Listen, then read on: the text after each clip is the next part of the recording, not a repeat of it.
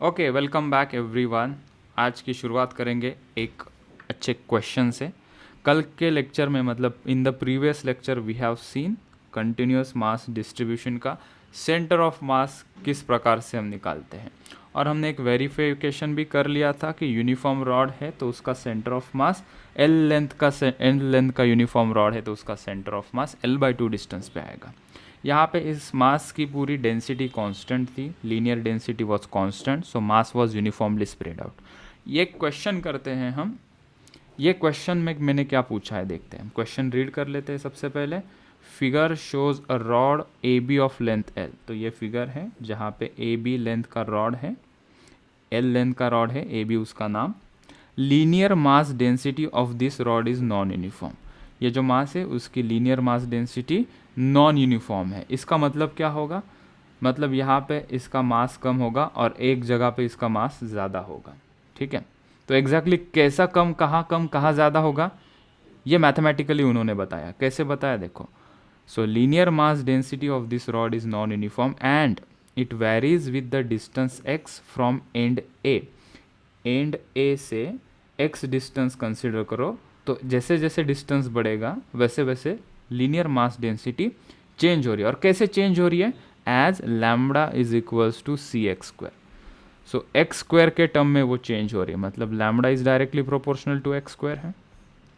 थोड़ा डिस्टेंस बढ़ गया तो डेंसिटी बढ़ जाएगी, डिस्टेंस और बढ़ाओगे डेंसिटी बढ़ जाएगी, डिस्टेंस और बढ़ाओगे मास डेंसिटी और बढ़ेगी। इसका मतलब है यहाँ पे लाइट होगा, थोड़ा हेवी होगा, ये पोर्शन में थोड़ा हेवी होगा, हेवी हेवी हेवी और काफ़ी हेवी होते जाएगा।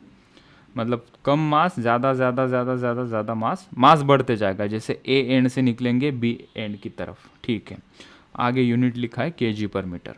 Where C is a positive constant, इसके अंदर जो सी है वो पॉजिटिव कांस्टेंट लिया है। पूछते क्या है? Find the distance of centre of mass of this rod from end A. End A से हमें सेंटर ऑफ मास का लोकेशन पता करना है, तो इसी को एंड ए को हमने रेफरेंस मान लिया। अच्छा, और ये रॉड है, जब भी कभी रॉड आएगा तो रॉड 1D ही होता है हमारे सिलेबस में, तो उसकी ये जो थिकनेस है ये निग्लिजिबल है, तो इसका वाई सेंटर ऑफ मास 0 आ जाएगा। सेंटर ऑफ मास कहाँ लाई करेगा? इसके अलोंग, अगर इसको एक्स एक्सिस मानते तो अलोंग एक्स एक्सिस ये लाई करेगा। क्या करना है हमें फॉर्मूला यूज़ करना है, ये formula XCOM is equals to integration of XDM/DM। ठीक है, हमने इसको देखा भी था पीछे, ये क्या होता है। ठीक, छोटा सा एलिमेंट कंसिडर किया हमने x डिस्टेंस पे, जिसका मास होगा dm। टोटल रॉड का मास हमने कंसिडर किया m है, उसमें से छोटा एलिमेंट लिया, उसका मास है dm, उसकी लेंथ है dx। ठीक है, अच्छा, हमने कहा कि अभी लीनियर मास डेंसिटी हमें पता है वो होती है m/l, और इतने पोर्शन की लीनियर मास डेंसिटी भी क्या होगी फिर? dm/dx, mass upon length. ठीक है, फिर हमने dm को लिखा लैम्बडा इंटू dx, और ये जो पिछले क्वेश्चन में किया था ये step as it is. dm को हमने सब्सटीट्यूट किया लैम्बडा इंटू dx, यहाँ पे सब्सटीट्यूट कर दिया। हमने देखा क्वेश्चन में दिया है lambda is equals to C x square, so C x square हमने सब्सटीट्यूट कर दिया यहाँ पे नेक्स्ट स्टेप में। So x into x square हो गया x cube, so x cube into d x, और छोटे छोटे dm अगर ऐड करते जाएंगे तो हमें कैपिटल M मिलेगा, तो हमने इसको integration of small small dm को टोटल मास m बोल दिया। लोअर लिमिट 0 रहेगी क्योंकि हम यहाँ से स्टार्ट कर रहे हैं, ये हमारा ओरिजिन पॉइंट है, रेफरेंस पॉइंट है। कहाँ पे ख़त्म कर रहे हैं? बी पे, और बी पे कितनी उसकी कोऑर्डिनेट होंगे? L होगा, 0 to L उसकी लोअर एंड अपर लिमिट हो गई। इसको इंटीग्रेट हमने किया, एक्स क्यूब का इंटीग्रेशन आया x⁴/4, upper limit L, lower limit 0, upper limit minus lower limit तो L⁴/4, और बाहर में C/m आया। तो हमने कहा कि सेंटर ऑफ मास का आंसर ये आया, लेकिन हमने देखा कि इसमें कोई मज़ा नहीं आ रहा, हमें सिर्फ लेंथ के टर्म में आंसर चाहिए। हमने देखा इस m को अगर कुछ हम सब्सटीट्यूट करते हैं तो c और m ऐसे कुछ कट हो जाए तो क्या पॉसिबिलिटीज़ बन सकती है। तो हम नेक्स्ट पेज पे चले गए, हमने देखा कि वही जो लास्ट में लिखा था ये वाला टर्म मैंने फिर से यहाँ पे लिख दिया। यहाँ पे ये पता था हमें lambda dx is equals to dm, ये यहाँ से lambda dx is equals to dm, वो उठा के लाया मैंने। क्यों लाया? क्योंकि मुझे इस m को कुछ सब्सटीट्यूट करना था। ठीक है, m को क्या लिखा था हमने? Integration of dm is nothing but m, ऐसा लिखा था। अभी हम क्या करते हैं, इस dm को लैम्बडा dx लिख सकते हैं क्योंकि dm is equal to lambda into dx, वो सब्सटीट्यूट कर दिया। लैम्बडा को हमने लिखा C x square dx, C क्या है? कांस्टेंट है, इंटीग्रेशन के बाहर रख दिया। इसकी lower limit 0, upper limit l, 0 to l ही हम इंटीग्रेट करने वाले थे। एक्स स्क्वायर का इंटीग्रेशन हो जाएगा x cube by 3, upper limit minus lower limit, तो एक्स क्यूब की जगह पे L cube by 3 minus 0 cube by 3, तो वो 0 क्यूब बाई 3 तो 0 होने वाला है, इसलिए मैंने वो टर्म यहाँ पे दिखाई ही नहीं। So C L cube by 3 is equals to m, तो इस m को हमने लिखा C L cube by 3, c और c कट हो गया, l क्यूब और l रेस टू 4 का एक l बचा, ये 3 न्यूमरेटर में चला गया। तो centre of mass of this non uniform rod which varies its density as cx square has its center of mass at a distance of 3l by 4 from its end A. This is the answer to this question. Now many student will ask me, sir इतना बड़ा question में आएगा क्या, इसके ऊपर कोई question बनेगा क्या, और इतना हमें कैसे याद रखना है, ये स्टेप हमें क्या स्टेप बाय स्टेप याद रखनी पड़ेगी। तो इसका आंसर है नहीं, कुछ भी चीज़ें याद रखनी नहीं है, ये चीज़ें समझने की ज़्यादा है, ना कि क्वेश्चन एग्जामिनेशन में इसके ऊपर से कोई क्वेश्चन आने की चीज़ें ज़्यादा है। इसका बेनिफिट आगे चल के डेरिवेशन में बार बार आएगा।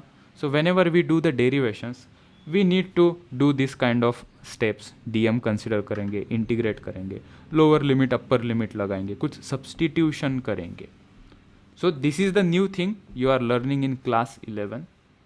सो there are many derivation will come right now, उससे हमें प्रैक्टिस हो जाएगी और एक क्लियर आइडिया तुम्हें मिल जाएगी कि इसका एग्जैक्टली इम्पोर्टेंस क्या है। अगर इसका कोई क्वेश्चन डायरेक्टली नहीं आएगा तो इसका इम्पोर्टेंस क्या है धीरे धीरे आगे चलते हुए तुम्हें समझ में आएगा। ठीक है, सो this is the integration and differentiation, इसीलिए हम पहले ही पढ़ा देते हैं। ठीक है, अगर इंटीग्रेशन डिफरेंशिएशन पढ़ा नहीं होगा तो अपने यूट्यूब के प्लेलिस्ट में जाओ, वहाँ पे complete integration differentiation even vector की भी प्लेलिस्ट हमने बना के रखी है, वहाँ से उसके बेसिक समझ लो कि एक्स स्क्वायर का इंटीग्रेशन एक्स क्यूब बाई 3 क्यों आता है, अपर लिमिट लोअर लिमिट क्या होती है, कांस्टेंट को क्यों बाहर हम लेते हैं, वो सभी चीज़ें वहाँ पे हमने एक्सप्लेन करके रखी है। तो अभी एक सेंटर ऑफ मास निकालते हैं हम सेमी सर्कुलर रिंग का, location of centre of mass of a semi circular ring. ठीक है, हमारे पास एक सेमी सर्कुलर रिंग गिवन है जिसका टोटल मास है m और जिसकी रेडियस है r। इसका सेंटर ऑफ मास का पोजीशन हमें फाइंड आउट करना है, यूनिफॉर्म है, इसका मास डिस्ट्रीब्यूशन यूनिफॉर्म है। ठीक है, हमने कहा कि एक रेफरेंस एक्सिस लगेगा, हमने कहा कि इस रेफरेंस एक्सिस को यहाँ ले या यहाँ ले, हमने कहा नहीं इसके सिमेट्री पे ले लो, हमने कहा कि ये हमारा रेफरेंस एक्सिस होगा, मतलब ये कोऑर्डिनेट एक्सिस होगा, मतलब ये 0,0 उसके सेंटर पे हमने लिया। क्यों लिया, क्योंकि इसका सेंटर ऑफ मास, एक आइडिया लगाओ कहाँ पे आएगा, अगर ये पूरी सर्कुलर वायर होती तो इसका सेंटर ऑफ मास सेंटर में आता, लेकिन ये आधी रिंग है तो इसका कुछ मास इधर है, कुछ मास यहाँ पे है, कुछ मास यहाँ पे, कुछ मास यहाँ पे, यहाँ पे, यहाँ पे। ठीक है, तो इसका सेंटर ऑफ मास कहीं यहाँ पे आ जाएगा, यहाँ पे सेंटर ऑफ मास नहीं रहेगा, यहाँ पे सेंटर ऑफ मास रहेगा। तो ये सेंटर ऑफ मास का डिस्टेंस हमें फाइंड आउट करना है, उसको हम कहेंगे कि YCOM हमें फाइंड आउट करना है। अगर ये ओरिजिन है तो इसका XCOM कितना होगा, सेंटर ऑफ मास का x कोऑर्डिनेट हमने कहा 0 होगा। क्यों 0 होगा, क्योंकि वो एक्सिस ऑफ सिमेट्री पे लाई करेगा सेंटर ऑफ मास। ये चीज़ हमें पहले से पता है कि centre of mass axis of symmetry पे लाई करता है। अगर ये सिमेट्रिक कैसे पहचानते हो, सिमेट्री से मतलब एक जहाँ से कट करो 2 इक्वल पार्ट होने चाहिए। हमने कहा कि यहाँ से अगर कट करते तो 2 इक्वल पार्ट होंगे, और इसी को ही तो हमने रेफरेंस एक्सिस माना है। सेंटर ऑफ मास यहाँ पे आ जाता तो हम कहते कि इसका XCOM आ जाएगा कुछ, हमने कहा कि XCOM तो यहाँ पे आ रहा है Y एक्सिस पे, तो Y एक्सिस का x कोऑर्डिनेट क्या होता है, 0 होता है, इसलिए हम इसके XCOM की बात नहीं करेंगे, वो तो 0 है। क्या हम निकालेंगे इसका YCOM। YCOM का फॉर्मूला क्या है, YdM/dm। अच्छा, तरीका क्या होगा, हमने कहा कि ये पूरी सेमी सर्कुलर वायर है, मतलब ये 1D एलिमेंट है, 2D नहीं होगा, ये 1D होगा। जैसे कि straight wire is 1D element, इसी को ही अगर हमने बेंड कर दिया तो ये 1D ही रहेगा अभी भी। So semi circular wire is a 1D element. अच्छा, हमने एक छोटा सा एलिमेंट लिया DM जिसकी आर्क लेंथ की बात करनी पड़ेगी, लेंथ या डिस्टेंस नहीं बोल सकते, ये वाले की इसको थोड़ी ना तुम लेंथ बोलोगे, इसको आर्क लेंथ बोलोगे। तो इसलिए हमने कहा कि एक छोटा सा एलिमेंट हमने DM लिया at a distance theta from this horizontal reference line, उसका मास है DM, और जो एलिमेंट है उसकी एंगुलर विड्थ है d थीटा, उसकी angular displacement is d theta. अच्छा, रेडियस r है। प्रोसीड कैसे करेंगे, सबसे पहले ये फॉर्मूला हमने लिखा, स्टेप 1 क्लियर हो गई। हमें अभी DM को सब्स्टिट्यूट करना पड़ेगा, तो हमें पता है कि लीनियर मास डेंसिटी टर्म होती है लैम्डा, लैम्डा क्या होता है, मास पर यूनिट लेंथ। यहाँ पे लेंथ नहीं होगी, यहाँ पे क्या होगी, आर्क लेंथ। आर्क लेंथ क्या होगा, is equals to circumference. Semi circle का सर्कमफरेंस क्या होता है, पाई आर। अगर ये फुल सर्कल होता तो उसका 2 पाई आर बोलते तुम लेंथ या सर्कमफरेंस। सेमी सर्कल है तो सर्कमफरेंस कितना है, pi r. Okay, so M upon pi r लिख सकते हैं। हमने कहा कि डीएम के टर्म में बताओ ना, हमने कहा डीएम के टर्म में लिखो, मास अपॉन लेंथ, उसकी आर्क लेंथ कितनी है इस डीएम की, हमने कहा डीएक्स है, तो यहाँ पे डीएक्स लिखा। इसी का इस्तेमाल करेंगे हम, lambda is equal to D m upon d x. So lambda is equal to D m upon d x लिखा, डी एम को हम लिखेंगे डी एक्स उधर चला जाएगा, lambda into d x. So lambda into d x आ गया। हमने कहा कि अभी डी एक्स को सब्सिट्यूट करना पड़ेगा। यहाँ पे 2-4 सब्सिट्यूशन है, थोड़ा पेशेंसली सुनो बात को। इस डायग्राम को मैंने फिर से यहाँ पे रीड्रॉ किया। मैंने कहा कि ये रेडियस आर है, ऑब्वियसली यही रेडियस आर है सेंटर से, ये डी एक्स है और ये डी थीटा है। एक फॉर्मूला होता है ज्योमेट्री से, नहीं भी पता होगा तो अभी से याद कर लो, और कहाँ से आया वो मैं सर्कुलर मोशन जब चैप्टर सिखाऊंगा तब अच्छे से बता दूंगा। Arc length is equals to radius into angular displacement, एक फॉर्मूला होता है। आर्क लेंथ क्या है यहाँ पे डी एक्स, रेडियस क्या है यहाँ पे आर, एंगुलर डिस्प्लेसमेंट कितना है यहाँ पे डी थीटा। मतलब इस डी एक्स को हमें सब्सिट्यूट करना था कुछ अलग इन टर्म्स ऑफ एंगल, इसलिए हमने ये फॉर्मूला यूज़ किया।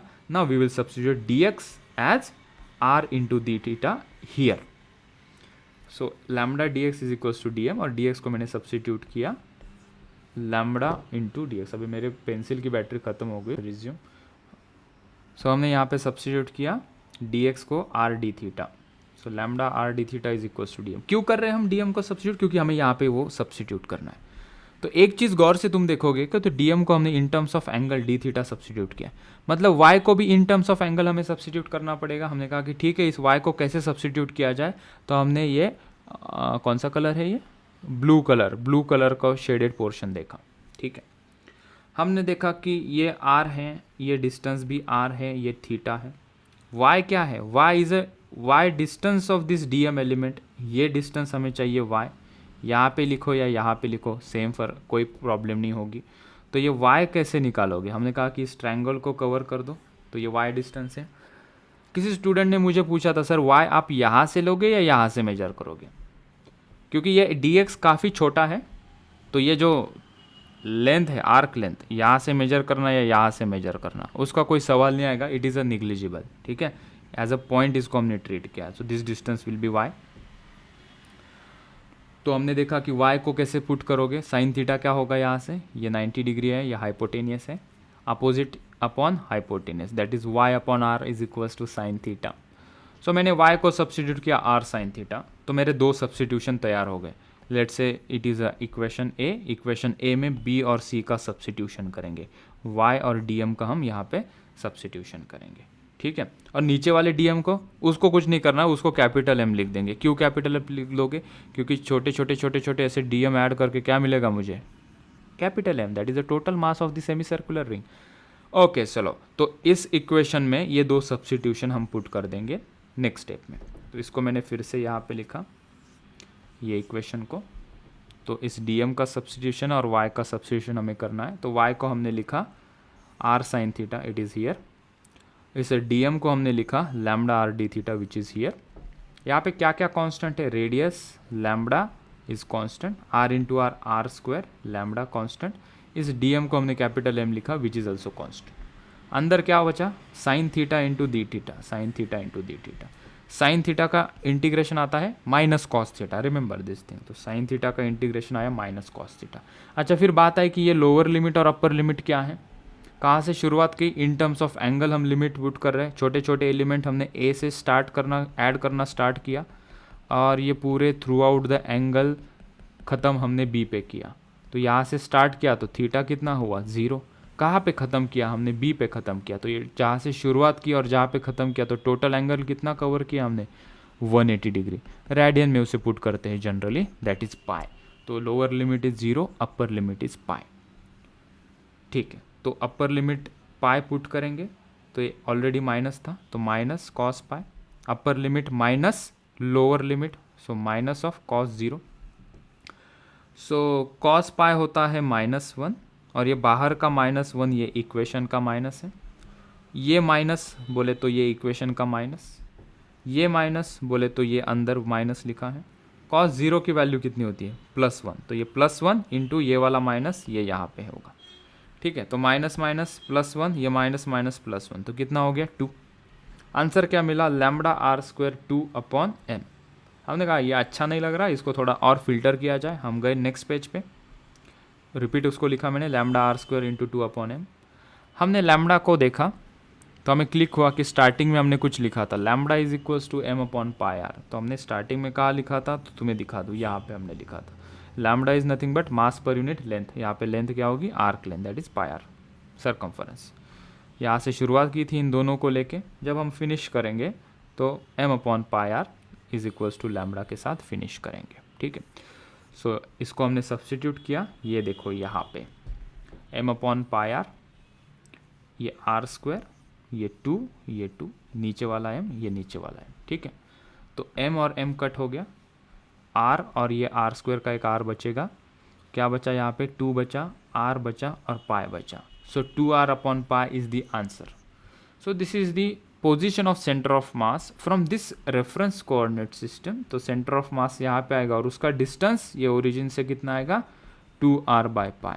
सो Y centre of mass will lie somewhere here from this reference point. उसकी लेंथ कितनी होगी, डिस्टेंस कितना होगा 2r/π। तो कोई सेमी सर्कल का हमें रेडियस बता दे, हम उसका सेंटर ऑफ मास का लोकेशन बता सकते हैं, ठीक है। थैंक यू सो मच, आज इतना काफ़ी है।